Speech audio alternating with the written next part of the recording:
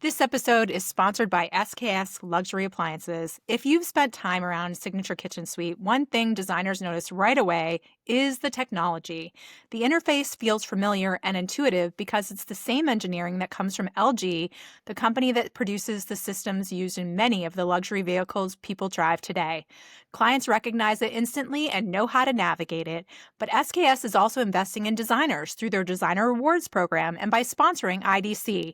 If you're specifying kitchens for serious cooks, give SKS a look. Learn more at sksappliances.com. SKS, built for people who truly love cooking.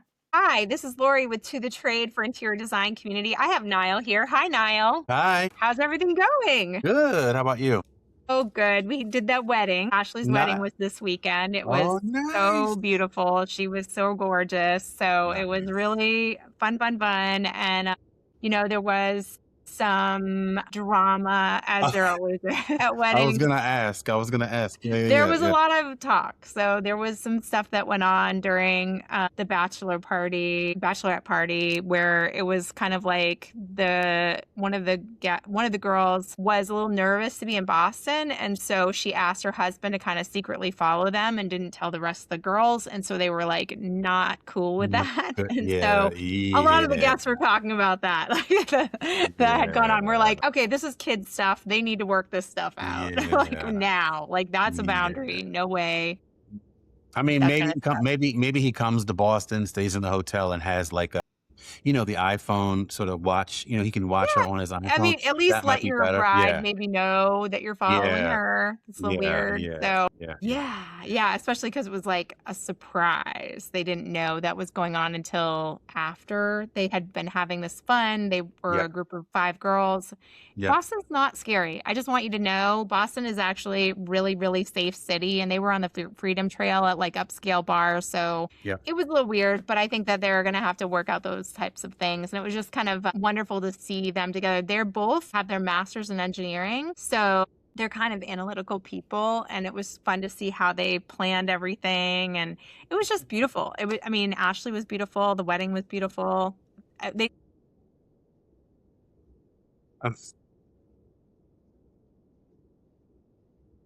Oh, nice. And we have Kimberly Kerl here. Kimberly, we love you. You're just so fun. And you and I have met a long, long time ago, but we also did that Chicago trip. And it was lovely to see. It's always lovely to see you. You're just so giving. Happy to be here. It's so much fun. Always just to chat with you. I love catching up and hearing what your world is like right now and talking a little bit about mine. I've been diving in. Nile and I had a long talk on this on Friday about I've been diving into doing more video content this last year. And I've always done video content, but I did it like memes and things like that. And I've been diving in, creating scripts and doing little more scripted video content. I just released one today that was about estimating. And it has been really super helpful for me. I noticed at High Point this time, and it's weird to say, but I do get kind of recognized a lot. But it's increased how many people knew me. It was I had people stopping me you're the funny lady. Well, hey, at least that's what they're saying. To be known as. Yeah. So we were just thinking about how we can script it. I've actually got the A&D building. There's a talk that I'm doing at Hastings at 1 p.m. on their market day in June. And that will be how to create video content, because I just think it's underutilized by the designers, and they could really be explaining what the process looks like to potential clients and have them build that no trust factor a little bit better. So that's what I've been doing. How about you?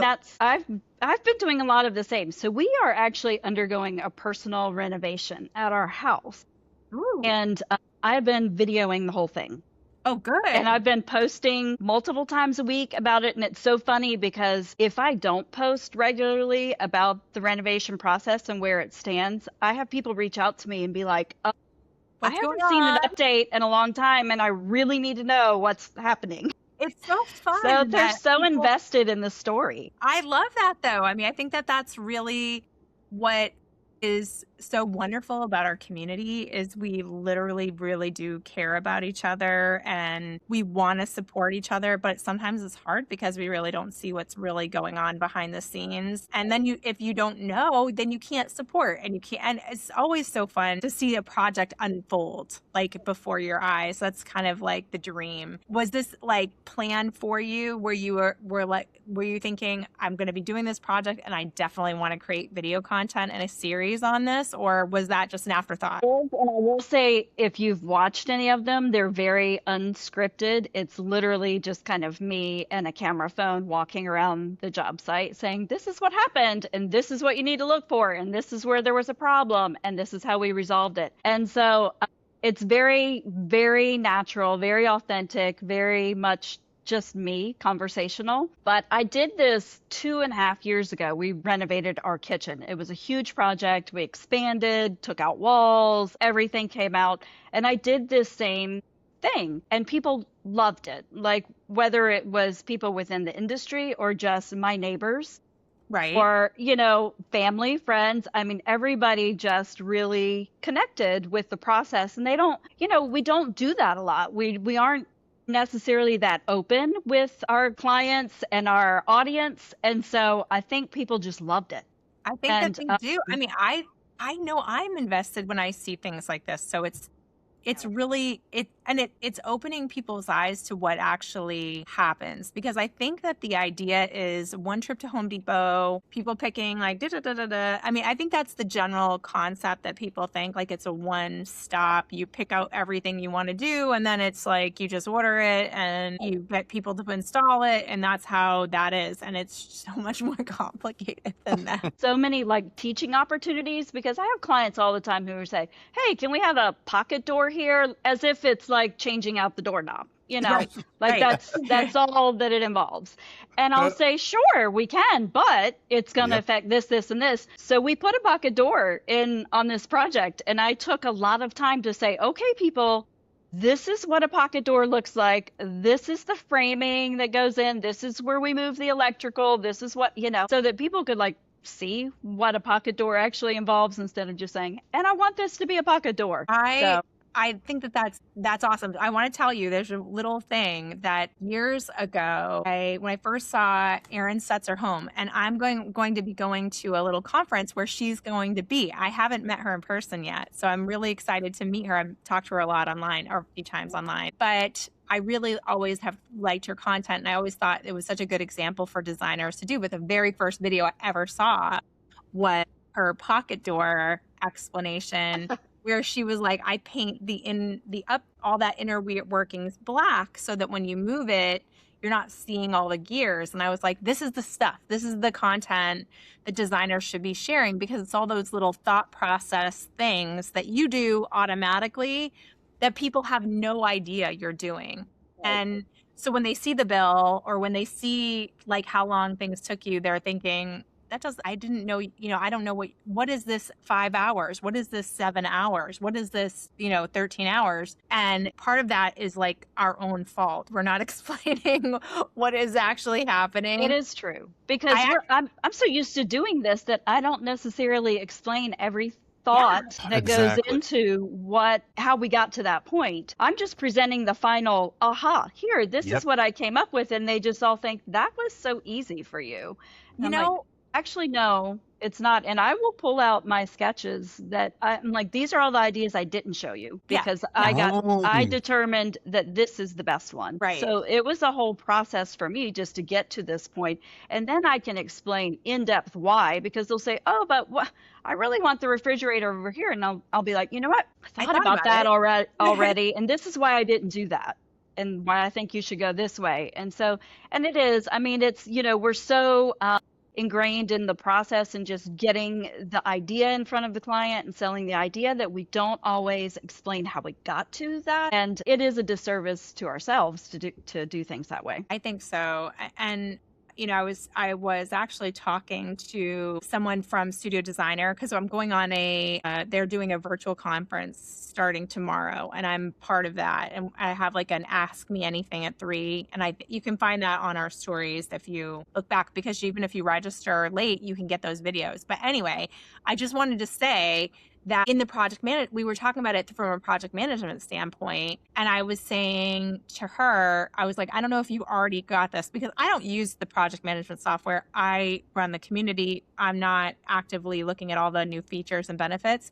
But to me, wouldn't it be nice if the project management software helped you send an AI summary weekly to your client that could be automated so that you don't have to think about it too much? Like that it was, what do you think, Naya? Like Material, Well, even if it's like partially like, this Material is how kind of my does projects that. go, send them a weekly update, or you could click like, these are the things I worked on this week, and it sent a nice summary They so that do you actually. I mean, it's not, I don't do. know how detailed. Yeah, Material already does send updates. You can pick like if it's weekly or if it's daily, but they get like bullet points saying, here's what was worked on your project. Here's what happened on your project, which is nice.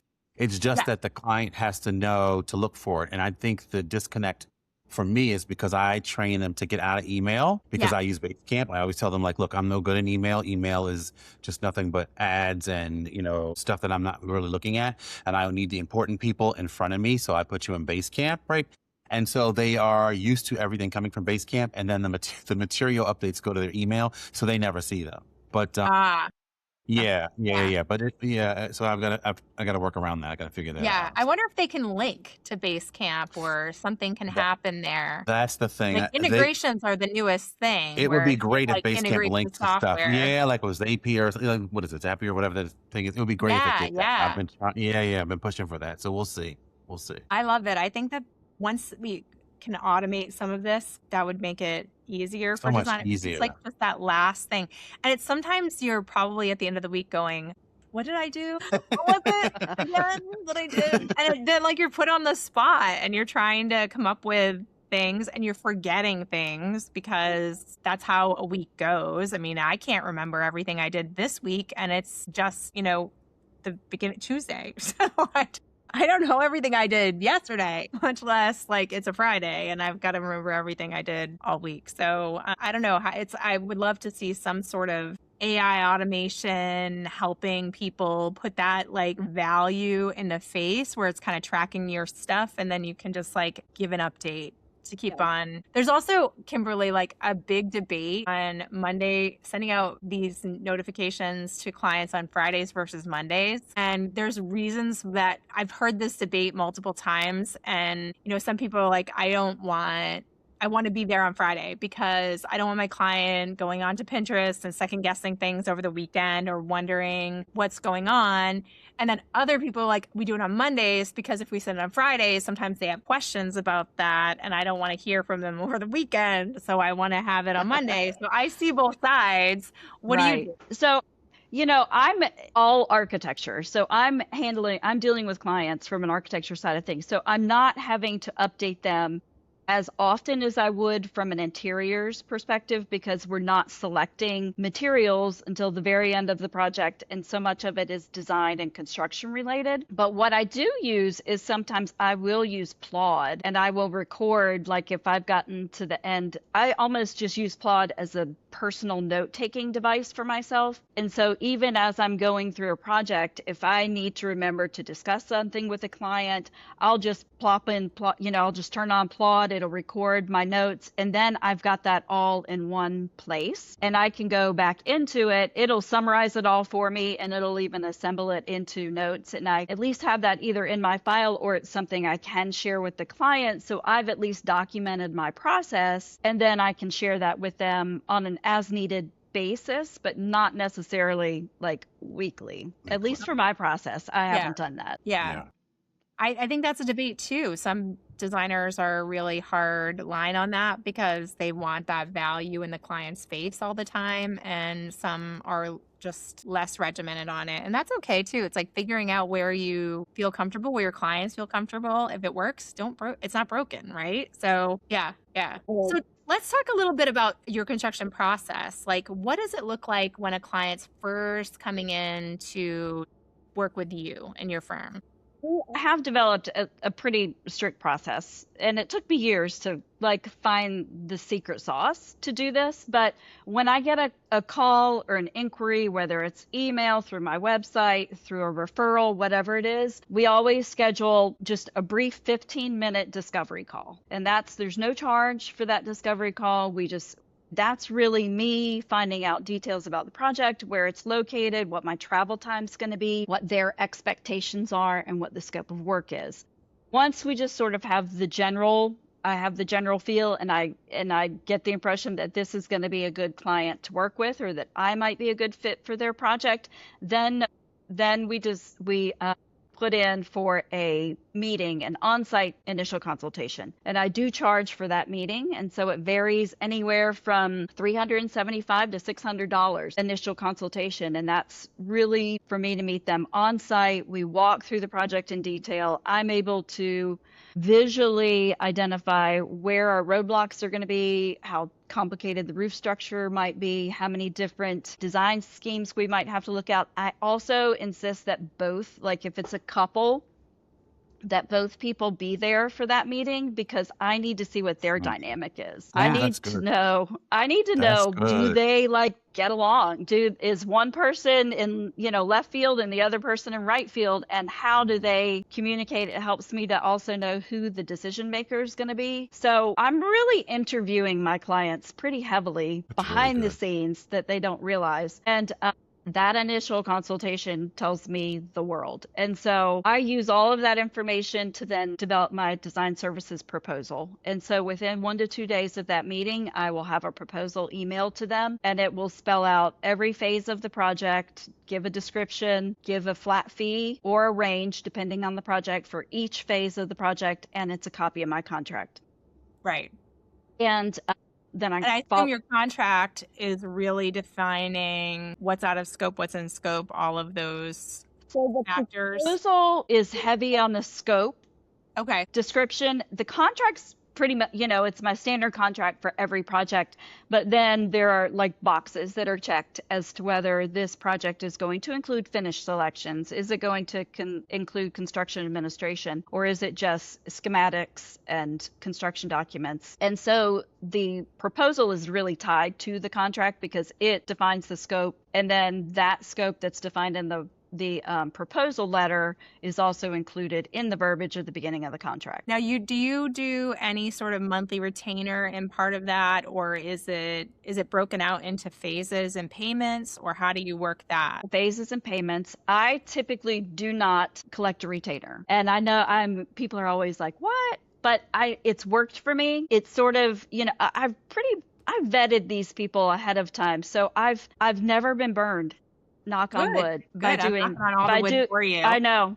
I've been doing this for 30 years. So Right. it almost for me establishes, it's like a trust factor. It shows them that I trust you going into this project to pay me, and I hope you trust me to Deliver. reconstruct your whole house. Yeah. So that works for me. So what I do is I always bill at the end of each phase, and that's what I tell them. I say, you're going to be billed for the work that's been done. You're not paying for anything I haven't done up front. If we were to get through schematic designs and all of a sudden you discover a house you'd rather buy than renovate, we pause, you pay me for what I've done, and I'll help you with that next house. So that is how it works for me, is to just break it out basically into about 4 phases. And so they have 4 payments that they know what the amounts will be and when they're coming. Good. And has that ever happened, that there's been a wrench in the situation where they're stopping the project, you're moving into something else? I mean, is that something that goes on? It does, yeah. And it actually happens more often than you'd expect, because a lot of times clients are coming to me with that decision to make. Do we stay in this house and renovate it to be the thing we need it to be, or do we move somewhere else, or do we build a whole new house? Like the people always have those questions, and so part of that process is us determining an answer to that. And so pretty often, I mean, I would say it reminds me a lot of like love it or list it kind of thing. Yeah. Like we're kind of going through the design process to see what's possible. And a lot of times they do continue forward with the project and they do love it and they stay there and it's great. But I have had on occasions people be like, you know what, you're right. We can do all of these things and it still doesn't check all the boxes. Like, Right. it's going to cost us this much money. If I buy a house that costs that much, I can get everything I want instead of, so there Yeah. is definitely a decision We process. did the same thing, honestly, for our own home. We were at that point before the kids became a little older, and so we were like, there were certain things we were trying to get. My husband wanted a garage, of course, and we didn't have a garage at the time. We live in New Hampshire; it's winter, so he likes to put them in there in the winter. And so we looked at all like building the garage, doing all those things, and we ended up moving. I mean, that was our checking those boxes was we need to move. Sometimes. And we did think about the same thing. I'm curious if interest rates has played any role in that now too. Like people thinking I would be better off renovating here and keeping my same interest rate for my house, especially if they were in that like lovely 2 to 3% mortgage rate versus now like at a 6% rate. What do you think? I think it's a huge factor that people consider. I Yeah. have clients all the time that it just financially makes more sense to keep that low interest rate, Yeah. stay in their house, renovate it, and then not have to go through the process of packing and moving and selling and all of the problems involved with that, and having a higher interest rate at the new house. Yeah. I have also read something recently that multifamilies are on the rise and multi-generational living is on the rise, which is really interesting to me because, my kids are a little bit older. They're in their early 20s and they did go out on their own for a minute, but then they're back. So we're not empty nesters currently. They both live with us. Yay. I'm in that camp. And I'm curious if that's what you're seeing out there too. If you're seeing some multi-generational living, people accommodating houses for family because just owning homeownership is becoming so expensive. It is. And I'm seeing it more personally just with people in the same life stage that I am, where you do have adult children living at home for longer periods of time so that they can just afford, Right. honestly, to buy a house. Right. And because it has gotten to be much more difficult for those first-time home buyers to actually be able to afford something. And there's less and less product on the market for them as well. So I do see definitely that dynamic. I am living that dynamic at the moment as well. I have an adult son who lived in this state, but like 3 hours away, and he decided didn't like it anymore. He wanted to move back to this area, has a job here, but now he's living in my house because even though he sold his townhouse in Charleston, he's back and now he's looking for a place here. So he's living with me while he's looking for a new place. So whether it's temporary or semi-permanent, there are lots and lots of families that have multi-generational living, whether it's aging parents that need to come live with you for some period of time, whether it's kids coming, back into the nest after a certain amount of time. I've even seen, families where one family, like siblings, will have a hardship or something and they're going to move in together. So I've seen women who have lost their husbands later in life and are moving in together. So not even just multi-generational, but just mixed families are moving in together because housing costs are soaring. Inflation is soaring. Gas prices. I mean, with all of the hardships that we're seeing financially, families are having to get creative on the living situation. I think so too. But with that, shouldn't you have comfort? Shouldn't you have privacy? Shouldn't you have work, spaces that make sense? And sometimes that's where your renovation costs, are worth it because you can make the space a lot more usable for the whole family. Like I was telling Niall, last time we were chatting about how our primary bathroom works and that 3 people can be in it at any given time if you needed to and have full privacy in the bathroom just the way it's designed. And so those kinds of little features where people can use it but still have the space that they need to do the things that they want with privacy is kind of essential, I would think, when you're thinking multi-generational or the family's back and living with you temporarily or more permanently depending on their financial situation. It's a longevity issue also. I mean, when I'm designing, for example, a primary suite, addition, which that happens a lot. They'll have a lot of homes that don't have a primary suite on the main level, and we're going to add that. Even when we're adding that, I'm already talking to them about where does that placement need to be. You are going to want some separation between parents and children, or parents and parents. So we always talk about those issues. Even if it's not something that's immediately on their radar, I'm constantly bringing it up. Right. Yeah. Well, I think it's a good thing for them to think about, because it's like sound, how that travels, where you want, are you going to have any privacy? So Niall has 4 kids, which means he has no privacy. Right. He doesn't know what privacy is. Ever. Yeah. So, I mean, that's that scenario. You have to, but you do have to carve something out, especially we were talking, Niall, the other day about how like having a kids lounge, sometimes that where you put the video Yep. games in that area encourages the kids to hang out in their space. To Yeah. give Oh, that's yourself, already like, been put into motion. So yeah. Thanks for that idea. And I mean, truthfully, I have a hiding space. My office is great. I mean, I'm in my home office now, but I actually love my real office. And it's 24 hours a day, 7 days a week, 365. So and it's after a certain time of day, it's key card access only. So I can go and hide there, and nobody can get to me right? if Do I need really want that. to And hide. I think even COVID opened everybody's eyes to that when everybody was at Mm, home all the time, and Yes. yes. everybody had these huge open concept floor plans, and nobody could get away Yes. Yep. Yeah. Yep. from anybody else. And Finding so, your space to work, where you were on, my kids were always on Zooms for class participation, and then I was on Zooms a lot, and my husband was on, we're all on Zooms all day. So like having that sound barrier too, and not just on top of each other, we had to get creative with where people worked, because and we each claimed a room, and then that was our room to work in, because we didn't want to hear each other.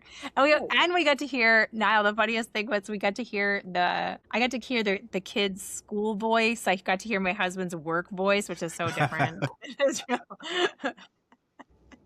And then that's fun. I was kind of shocked. I was like, my husband gossips a lot. I was very shocked. I don't consider Mark a gossip, but I was like, yeah, he gossips a lot at work. I was like, man, you guys talk a lot of crap. Oh, that's cool. I thought that was just us. Turns out, no. Even the tech field, Oh yeah, they have to have their fun. They got to have their fun. they do. They do. They did. Did you do anything like? What was it? What is something that has been still the same since COVID because of that? I mean, I feel like people are still working even now a Probably lot more increased, often I'm than they sure. used to. Yeah. That I'm starting to see it happen less and less. Like I know people who had the ability to work completely remote. Now it's gone to like 3 days a week remote, Right. Yeah. or Yeah. 2 days a week remote. Like I feel like businesses are starting to kind of ease up on just the free for all. Mhm.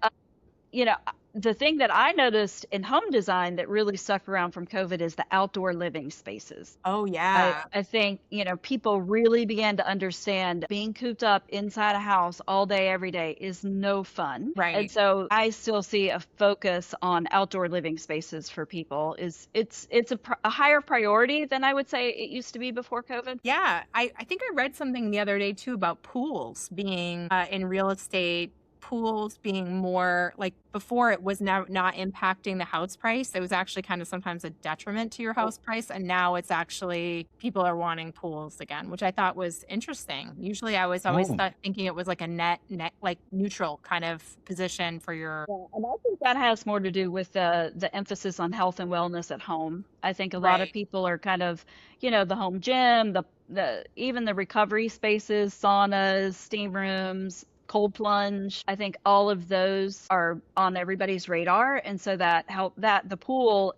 I think it's more than just the recreational, hey, somewhere for the kids to go play. It's more of a health and wellness type, and it's used for exercise, or it's a lap pool, or it's something more along those lines than just a place to cool off and play. Right. Yeah. What else are you seeing outdoor? Is it the full kitchen built in, or are we seeing more of something more modular? So I'm in South Carolina, and Yeah. we see outdoor living spaces that are almost every bit as well outfitted as your indoor. So as far as kitchens are concerned, like full outdoor kitchens, we have refrigeration, we have sinks. I've even put outdoor dishwashers Really? in projects, Nice. and grills, griddles, smokers, every type of cooking device that you can imagine, ice Nice. makers. I mean, like here we can live outdoors, most of the year. And Yeah. so we're also putting in heaters, we're putting in misters. So it's year-round outdoor living, and people are really investing heavily in the products and the cabinetry that we're putting into these spaces. I am obsessed with outdoor furniture and Hmm. how beautiful it's become in the last years. I mean, we're talking, it feels as good as indoor furniture now. I mean, it's really, really comfortable. You can really spend some time in some of the outdoor pieces. Hmm. I've been checking out at High Point. I was like, oh my gosh, it's a game changer in the last few years. Like Beautiful. big It's brand. beautiful and fully functional because it's all materials that weather well and Yeah. last forever. And so it's come a long way. Yeah, and good price points too. Like Bernhardt has an exterior line. I mean, there are still like expensive lines, imported lines, but there are some very reasonable, and they feel very luxurious. It has that feeling of an indoor piece. In the comfort and the size, the scale, and how you use them. So it's just interesting to see. Do you think that is impacting the usage? It's certainly in the South. I don't see it as much here in New England. We definitely love our outdoor spaces, but it's so cold, most of the year here that it's definitely those 3 months of the summer. If these spaces literally look like living rooms. Like Yeah. we'll have a fireplace, and the furniture, like you said, it has a very indoor feel to it. And the look of it, the scale, everything it's very plush. It's very comfortable. It's no longer just your old wicker furniture that you didn't like to sit in because it creaked every time you moved or anything like that. It's actually so comfortable. And we have ceiling fans. The lighting is layered. I mean, these spaces are every bit as detailed as indoor spaces now. Well, it sounds like the comfort is coming from also climate control and being able to keep the bugs away and all of those Having retractable screens and that ability to even enclose it with, the poly sheets or something, just so that it can be an all weather space. It's kind of like glamping. right. It's like, Yeah. it's like, but now we're doing it in our backyard and it's permanent. Right. So Right. everybody still wants to be very comfortable, but they love the outdoors. They love just the sounds of, the birds and water features, and we have fire features, and like it's a very relaxing place to be. It's just a great place to entertain as well because it's a space that you can pretty much keep clean. Like it's not your living room where your kids are constantly dumping their toys and stuff. It's typically a space that you can entertain in, and people can just walk around to your backyard, and it's casual and inviting, and people love it. I love that. Is there anything else that you're noticing as far as you go to a lot of trade shows? I know. So, is there anything else that you're seeing on the horizon for consumers to pay attention to, designers to pay attention to in projects, future projects for themselves? Well, I do think I've noticed that health and wellness trend. I Health and feel like wellness, yeah. a lot of emphasis has been put on, especially saunas. Like you never saw a sauna at a trade show, and now like every manufacturer has some type of sauna that they're introducing. Kohler, I mean, everybody's getting into the sauna game, and same Yeah. thing with steam rooms, cold plunge, hot elements. And so I think that health and wellness, and then of course just home gyms as well. I think there's a lot of manufacturers that are like, oh, hey, this is a whole product market that we haven't really tapped into. Absolutely. And they can be really beautiful too, by the way. I've been checking that out. We had one, I forget the name of the brand, but we had a brand at Design Edge that was amazing. Like it was In like itself has gotten beautiful. Yeah. Like even like the dumbbells and the kettlebells that are right. gorgeous, like handcraft, like gosh. they look like something I want to just display in my house anyway. Right. Mhm. Right, it does. I mean, so there's a lot of beautiful design elements that have integrated themselves into really these spaces that used to just be cast off spaces and kind of like extra in my garage maybe space. Yeah, And now they're absolutely. very intentional. I love that. I think that's so great. I also think that, people kind of shy away from it, but all of the smart home stuff that is really helping people live better lives, with health monitoring, temperature monitoring can really have a huge impact on the health and wellness side, just like blinds going down that keep your temperature, down in your home, or it could be internet monitoring to make sure that the temperature stays neutral, or the lights come on at a certain time, or things just work easier so that your preferences are being adhered to in your own home. Those little special touches become so important in how you can live your life and make it easier to navigate your day without having to be stressed out all the time. Like, oh no, I forgot to do that, or I should do that, or those kinds of things. You don't have to think about it anymore. Where technology really is strongest is where it kind of works in the background. Maybe it's not drawing a lot of attention to itself, but it's working in the background to make those daily changes that you'll forget about. Like you said, adjusting light levels or shades and things like that for the time of day is great. Yeah. And circadian rhythm, like all of these things that really do help add to technology, but it needs to be one of these things that it's programmed and you can forget about it, and it's not something that's so complicated that you just abandon it. Yeah. And Exactly. that's the problem I've seen And with technology. there are some things that I remember being in a hotel and there was an automated feature on the light, and I think it was Lutron, believe it or not. But it was like you had to pull out this little bar in the light fixture or in the switch so that the light didn't turn on in the middle of the night if you got up to go to the bathroom.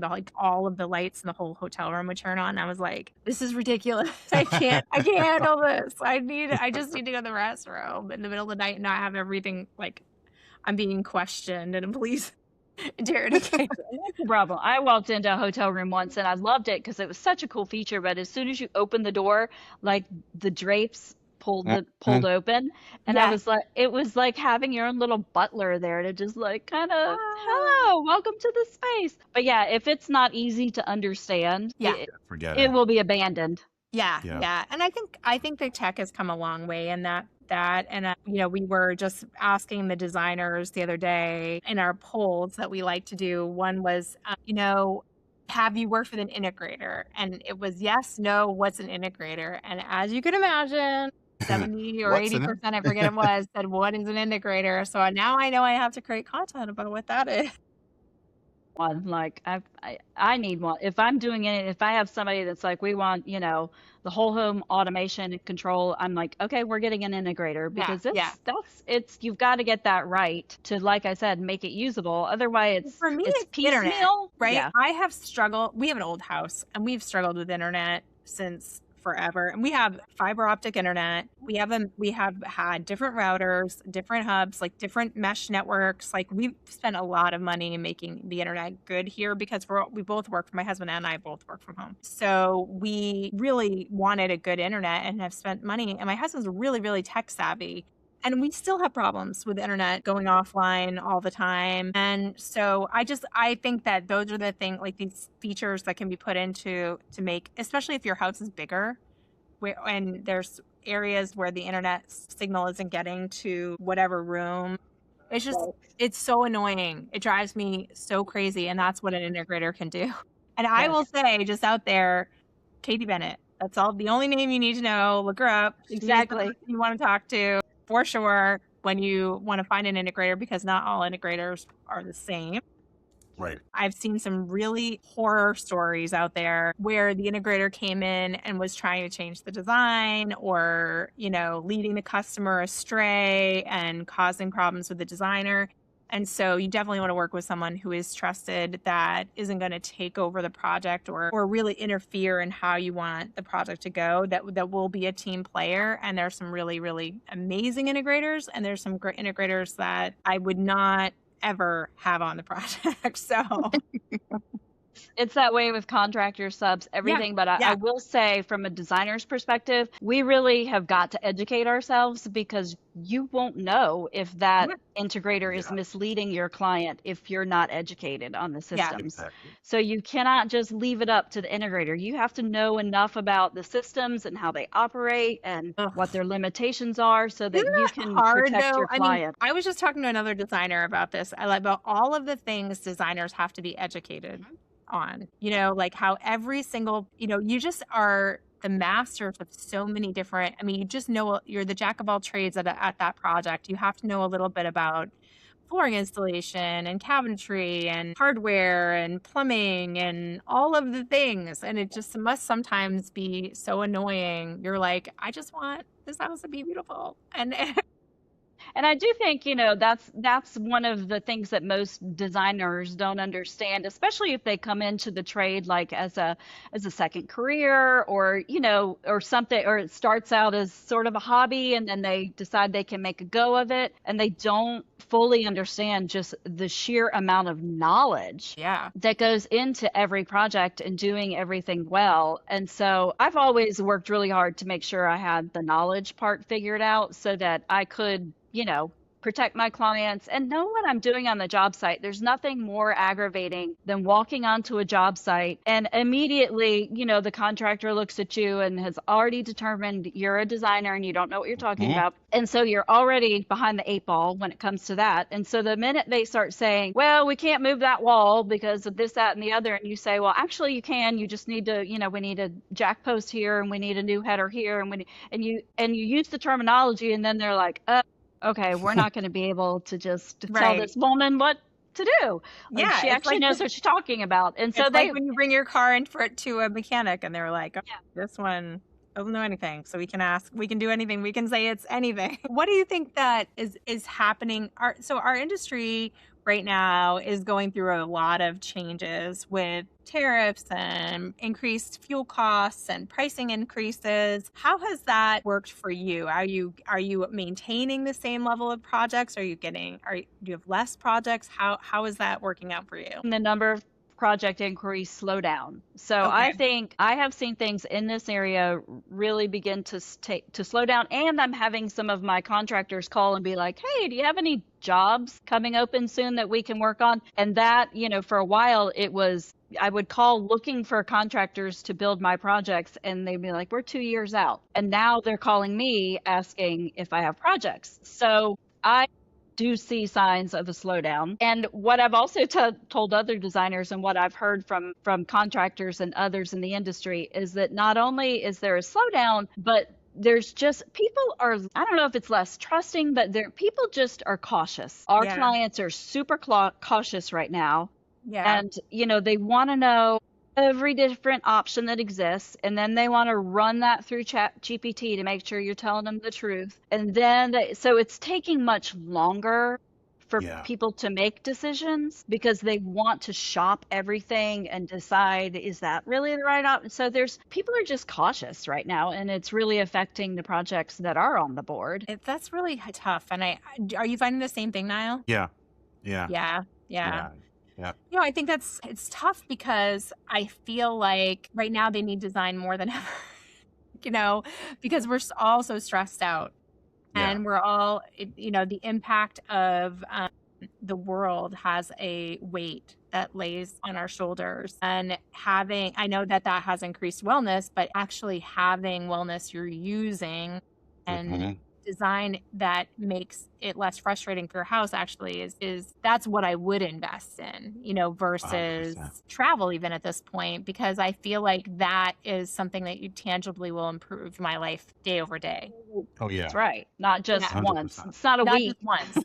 Yeah. You're not Yeah. just going on and you have a week or 2 weeks of fun. You have you living in your home in ways that make your home feel like a vacation every day, or that Exactly. can partly feel like a vacation every day. Do you think that this will change soon? Are you feeling like there's any more momentum? Some people have been feeling like there's more, there is a light at the end of the tunnel in that regard. I feel like I've been doing this job long enough that it's very cyclical. It always has been. I mean, Yeah. the building industry is just known for Yeah. waves of activity and then valleys of nothing. So like Yeah. this doesn't feel uncommon to me, and it doesn't frighten me because I do know it's cyclical. Like Right. I would actually be surprised if it didn't happen. In fact, Right. I was surprised that it was so strong for so long and then we didn't see a correction. So I see this really as just a market correction because we did so many projects so fast in a short period of time that now there's a little bit of fatigue, Yeah. Yeah. honestly, from people in the market. So it will turn around. It's just going to take a little bit of time. I mean, obviously uncertainty politically and, internationally adds to people's lack of wanting to dive into a very expensive, very tedious project. So, I mean, obviously once things begin to calm down in our just political and social circles, then things will improve on the job front as well. Well, I have a few fun questions for you to end the podcast because we always like to get to know people a little bit more. What is the most you thing in your house right now? In my house. Yeah. Ooh, I love that. So, gosh, so I'm going to tell you the thing. So I have a huge island in my house, and I mean it's almost 10 feet long, and it's waterfall. It's all marble with waterfall ends. Gorgeous. No sink, no appliances in it, and my kids joke that it's my altar, and so that's like that's the mom. They're like that's mom's altar. So Right. that's probably the me That's the thing. you This thing. big statement island but it's so super useful, and everybody like it's the center of life in our family. So I'm like, I love it. Do you have a design pet peeve? So one of my pet peeves, I will say, is when people come to me and they're like, so I already have all these ideas on what I have to do and I've drawn it all up, but I don't want to show it to you because I don't want it to influence the way you design. Right. And I'm always like, that's fine. If you want to do that, I said, but you know what? You're just slowing down the process. If you show me what you have, I get an insight into how you're thinking, what's important to you, what's not important to you. And I guarantee that my design's probably not going to be the same as yours. Yeah. Do you feel And like that's there might not be gonna intimidated prejudice. to show it to a designer? Like a designer might critique it or not like it, or do they I just kind think of they're want pretty to much test like, you? it's a test. It's a It is a Yeah. test. Oh, It's a test. It's a Yeah. test that's to see. annoying. It's kind of like I have the answer. I already know what the answer is, but I want to see if you Yeah, know that exactly. answer too. That's Yeah, a big pet peeve because that already tells me you don't trust me to like come up exactly. with the best solution for your project. Now, if somebody opened up your camera roll right now, what would they be seeing a lot of? I'm gonna say my construction. They're gonna see pictures and videos of all the construction that's happening in my house right now. Do you have a favorite Starbucks order? Me either. Yay! I am not a I don't coffee drink coffee. drinker. I've maybe been to Starbucks twice in my life, and it's because somebody asked to meet there. Yeah, Wow. my husband Yeah. loves Starbucks, but I don't even like any of the regular drinks there, like the pink drink that much. I will order that if that's like I'm stuck there for a long Their time green and tea. thirsty. Yeah, the Yeah, green I'll get tea. the green tea is what I'll get if I'm there. Now, last question. What's one luxury you absolutely always spend money on for you personally? Me personally. So I will say I've learned to just quality in general over cost. So even like I will say I used to be that person that's like sale, sale, sale, sale, sale. And I learned pretty quick that those cheap items that I buy don't last very long. And I end up buying 3 of them instead of just buying the quality product I should have gotten from the beginning. So whether it's shoes or materials, I'm always about quality over cost. I love that. I love that. Well, thank you so much, Kimberly. We're going to make sure everyone follows you. You're amazing. And we hope that you enjoyed it here. It was so wonderful to have you. Thank you. Thank you, Niles. Good to see you. Laurie, Thank you. good to see you again. Thanks, guys. This episode is brought to you by Curry & Company. Designers, you know the moment. You walk into the room and the lighting stops you in your tracks. Chances are it might be Curry. Curry & Company has built its reputation on pieces that feel sculptural, collected, and timeless, from hand-finished chandeliers to statement lamps, furniture, and accessories. Their collection is top-notch. If you haven't explored their newest introductions, take a look. Visit curryandcompany.com,